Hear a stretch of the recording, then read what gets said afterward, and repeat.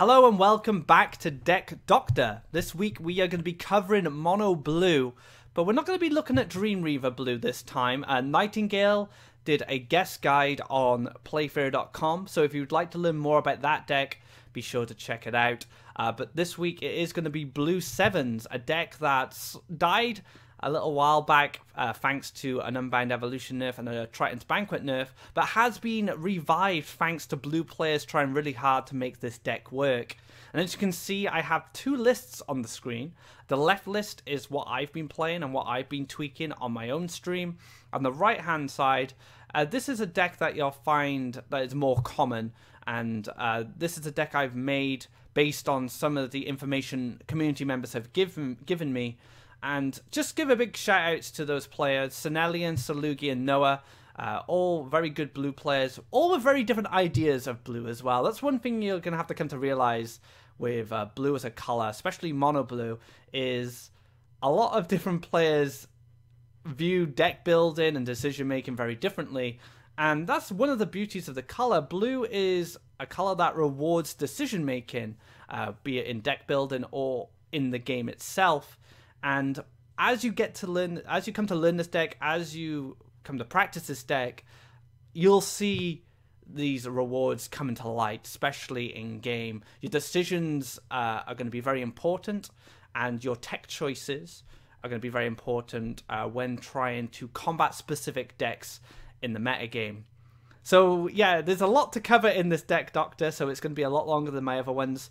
So let's get right into it and talk about the deck lists. We're going to be focusing on both of them, so be sure to try them both out and see which one you like. I'll be covering all cards across both lists. So let's start off with our Faeria Gatherers. So blue has some of the best Faeria collectors in the game, thanks to their mobility, such as jump, but also the additional effects they give you. To start off, we have Lore Thief. He gets to draw you 2 cards, so you can dig deeper into your deck and find the answers you need to combat your opponent. But he's also a 1/1 that collects Faeria for you, and for free Faeria, that's great value. He'll probably pay for himself if he goes uncontested, and you get that additional cards acceleration. Spring Mochi is another card that reduces the cost of any 7-cost card by 3, which has great interactions with Beirut, Windfall, Mirror Phantasm. Those cost reductions do really pay off in the later game and will help you save some Faeria, especially if you're being starved out by an aggressive deck. It's a 2/2 body as well, so it challenges things like Fire Elemental, Origin Monks, Origin Fanatics, for example. So there's a lot of things this Mochi can do. And of course there's Battletoads, which is actually an event but summons 2 2/2 frogs with jump. And this is one of the best cards you can have in your opening hand to start gathering early Faeria and putting pressure on your opponent. And the one great thing about Faeria Gatherers in blue as well, they're all great Mirror Phantasm targets. You can turn them into 5/5s, which can help you fight on board, or maybe help you collect from some wells, fend off aggression. So this is the thing with blue, there's a lot of utility, and your decision making is going to be rewarded based on what lines you decide to take. So let's move on to some of the more bulkier creatures which will help you stay on board. So Blue Sevens has 2 really great creatures at a low cost. We have the Gabrian brothers, Gabrian Commander and Gabrian Archon, and both of these benefit from 7-cost cards either being drawn or played. So Gabrian Commander is an aquatic charge-free 4/2 for free Faeria, and if you draw a 7-cost plus card to your hand, he gains flying and +1/+1, and this is a buff he received a little later on in Faeria's life cycle, and it's made him competitively viable now. This card was not seen outside a Pandora until this buff was given to him. And the reason this is so important is because he is able to dodge 2 key removal cards in the game, Soul Drain and Cypher's Wrath. And with that charge free as well, he can zip around the board, cause your opponent some problems, but he also can collect a lot of Faeria because of his mobility. Up next is Gabrian Archon, a 4/4 that gains +2/+2 if you play 2 7-cost cards. Now keep in mind, if these 7-cost cards are reduced by stuff like Spring Mochi, it still counts as a base 7-cost card and will buff the Archon. So if you have a 4-cost Mirror Phantasm, and it'll still buff him, so don't worry about that. A 6/6 for 4 Faeria with charge 2 is an amazing card, and this guy will help you put a lot of pressure on your opponent's board, but also can be used as an aggressive tool if you're trying to finish off the game. So next up, we'll talk about some of the utility cards that help you in specific matchups.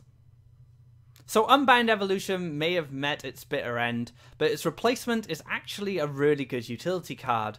You get to play a creature at 3 less of its cost, and you get its effect as well. So you can play Lore Thieves for free, you can play the Prophet of the Tides for free, and you can even play a Mirror Phantasm for 4 Faeria. Now you lose the 5/5 body that comes with it, but that transformation may be what you need to help fend off some aggression. So there's a lot of utility around this card, and it will take some practice and some figuring out on your end to see how you want to utilize it most. But if it's a card you find that you're not getting much out of it, you can also always replace it for another Falcon Dive, maybe another Shifting Tide. There's a lot of different options instead of this card. What I like to use this card for, though, is card draw or land manipulation with the Lore Thief and the Prophet of the Tide, especially if you don't need the actual creature, and you can judge that based on how many creatures you have on board. So if you have a lot of creatures and they're collecting Faeria for you, an extra 1/1 or extra 3/1 might not be necessary, and you can just save that Faeria by using this card. And next up we have Falcon Dive. This card is used widely in green because they don't have any damage-based removal, and blue is the same. And this card can help you against aggro. It's great for killing Kaleem's followers, monks, for example. Can help you trade up if you need that extra 1 damage to help clear something. So a great utility card overall, and a lot of decks have utilized this card in the past. Last but not least is your Faeria acceleration cards, and one of those high cost cards which will trigger stuff like Spring Mochi, Gabrian Commander, and Gabrian Archon. 10 Faeria Windfall that gives you 13 Faeria, so you pay 10 and you gain an additional 3. And that may not seem like much, but with the cost reduction of Spring Mochi and the buffs it gives you other cards, it's an excellent card, and you'll come to see that as you play the blue deck. So let's move on to the crowd control cards, which have stuff like transformation effects. So there's a lot of discussion among top players in which card is better, Humble Envision or Frogify. Now I've played with both of them, and I've come to learn from my experience that each card is good in specific situations, and this is why I've put one of each in the left-hand list from the beginning, because I feel that having one of each is better than having 2 where you may not have a good situation to use the one specific card. Humble Envision I think is really good against aggro. It's a cheap card that can reduce the power of an aggressive creature and hopefully allow you to clear that creature without losing your own, so maybe that creature can 2-for-1 once you've taken care of that threat. Frogify, on the other hand, is really good against green. It's really good against big creatures like Soul Eaters, Apex Predators, Kodamas, for example. So as you can see, these 2 cards are great cards in their own right, but they're very situational, and that is why there is one of in each. However, if you're on the ladder and you're playing against a lot of green, just take out a Humble Envision, or maybe a Falcon Dive. Falcon Dive's not very good against green, and add another Frogify to help you in that matchup. If you're playing against a lot of aggro, Frogify's a bit too slow, so you can take out Frogify and add another Humble Envision. So you're going to have to make a call based on what the meta game is around your ranking, on which card is going to benefit you the most. If you're seeing a mixed bag of everything, a bit of green, a bit of aggro, just have one of each and see if that helps you.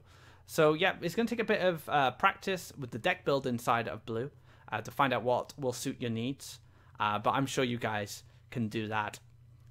Next up is Mirror Phantasm, which is one of blue's strongest cards.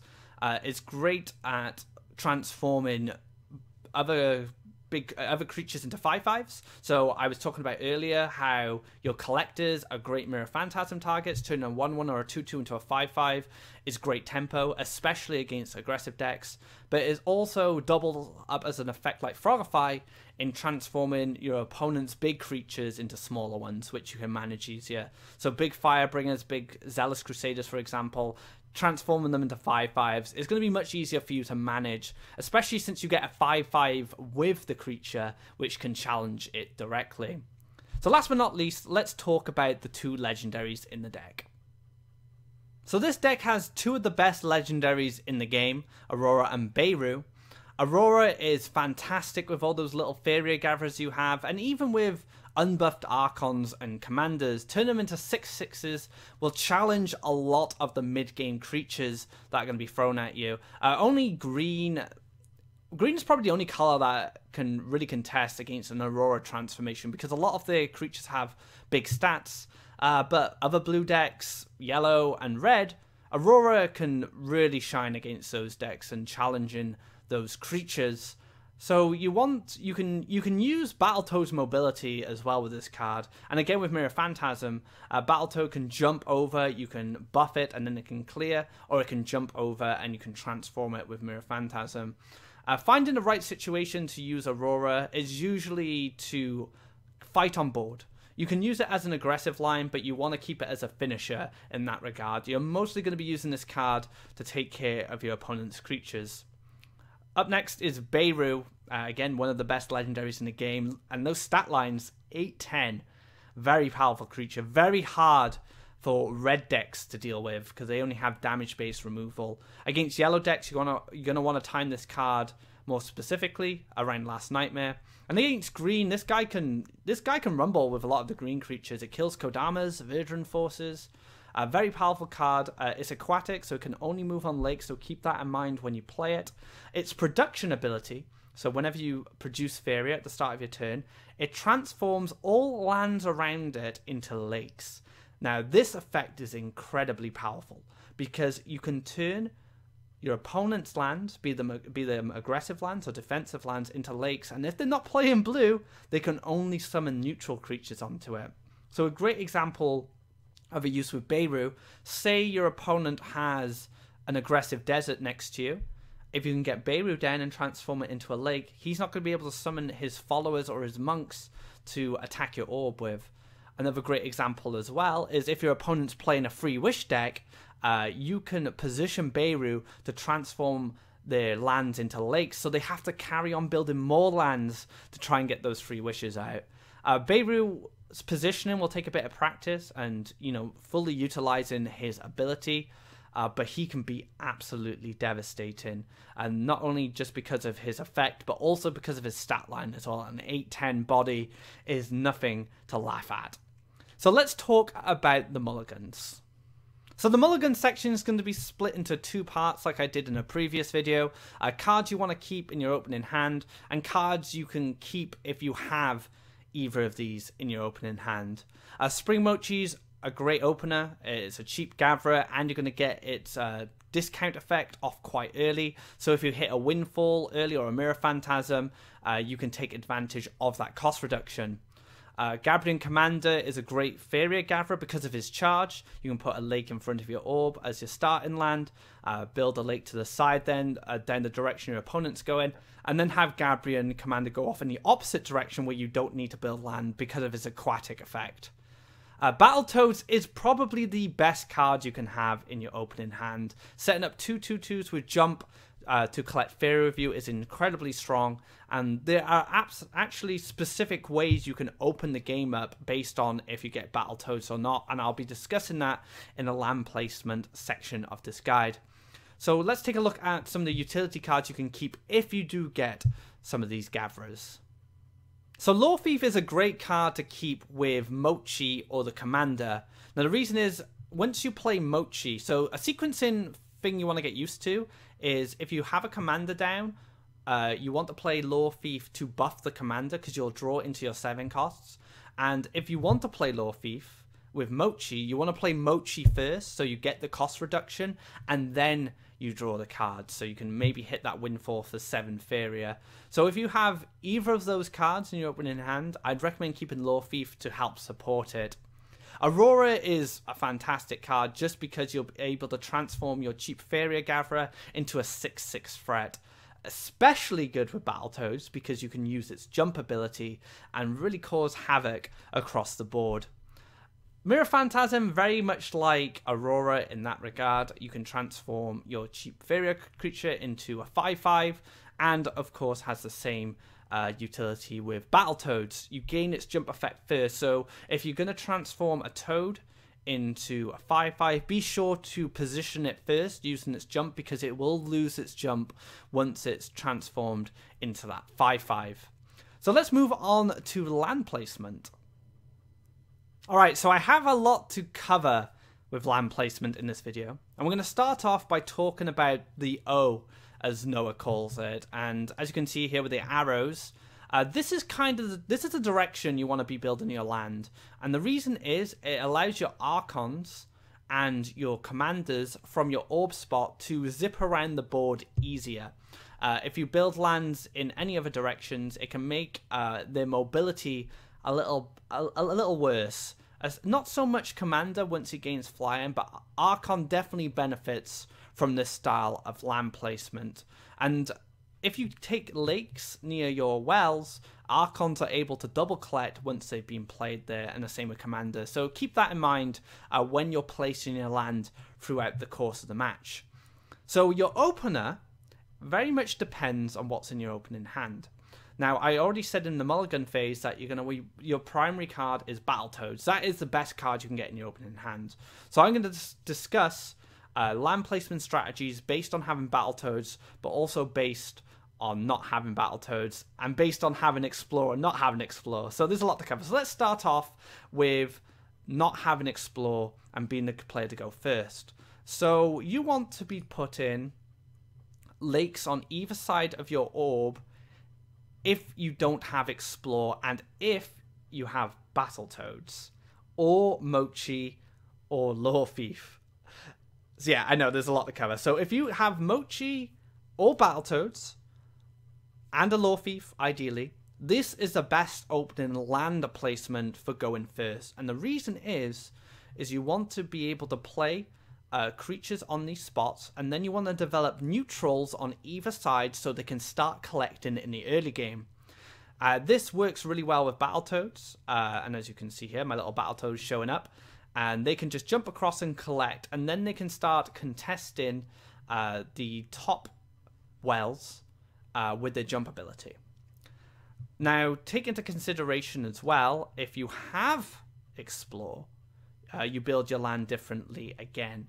So if you do have Explore or a Gabrian Commander, you want to be put in a lake in front of your orb, and then you can move and Explore over to the right or left, and then build a lake next to the well. And this sets up your Gabrian Archons to double collect from the double collection spot on the left hand side, and it also allows your commanders to go off and collect Faeria on either side, and then move into a double collection spot. And you want to do this if you have Battletoads. Now, if you have Battletoads, you can take advantage of the Explore, and you can set them up like this. So your left-hand Toad collects from the left-hand well, and then your right-hand Toad on the following turn you can develop double neutrals, and then you can collect on the right-hand side, and then you double collecting from your own wells. So yeah, there's a lot to think about with your opening, and hopefully what I've just explained covers most of the openings you're going to have if you get your ideal cards from your mulligan. So yeah, this deck is very rewarding, and you will be rewarded for good land placement, and developing that O, which I talked about at the start, will allow your creatures to move around the board a lot more smoothly, and allow them to collect Faeria as well. Alright, so that wraps up this episode of Deck Doctor. A lot to cover with blue, but like I said, decision making is greatly rewarded with this archetype. Thanks for watching, guys. Be sure to check out Deck Pilot when that comes out, where you can see some matches of me playing blue, and I'll go through all my decisions and the reasons why I make these decisions. And hopefully that'll give you some more insight on how to play this deck. Be sure to follow our social medias and this YouTube channel if you'd like to see more content from me. And of course, visit playfaeria.com if you want to see more articles, guides, and news posts. Thanks again, guys, for watching. Hope you enjoyed this video. Take care and have a great day.